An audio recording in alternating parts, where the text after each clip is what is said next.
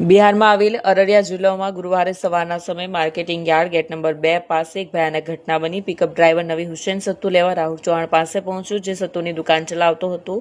Parking અને સત્તુ વેચાણને લઈને બંને વચ્ચે બોલાચાલી શરૂ થઈ, જે ઝડપથી ઉગ્ર ઝઘડામાં ફેરવાઈ। ગુસ્સે ભરાયેલા રાહુલે પહેલા નવીના પેટમાં ચાકુ મારી દીધું અને પછી તેની છાતી પર બેઠા બેઠા ગળું કાપી નાખ્યું। તેણે મૃતકનું માથું ધડથી અલગ કરીને રસ્તાની વચ્ચે મૂકી દીધું, જેના કારણે આસપાસના લોકોમાં ભારે ભય અને ગુસ્સો ફેલાયો।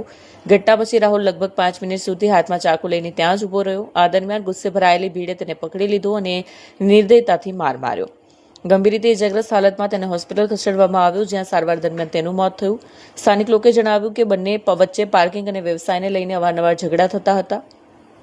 ઘટનાના દિવસે પણ નવીએ રાહુલની પત્ની વિશે ટિપ્પણી કરતા વિવાદ ઉગ્ર વધુ બન્યો હતો અને આખરે હત્યામાં પરિણમ્યો છે।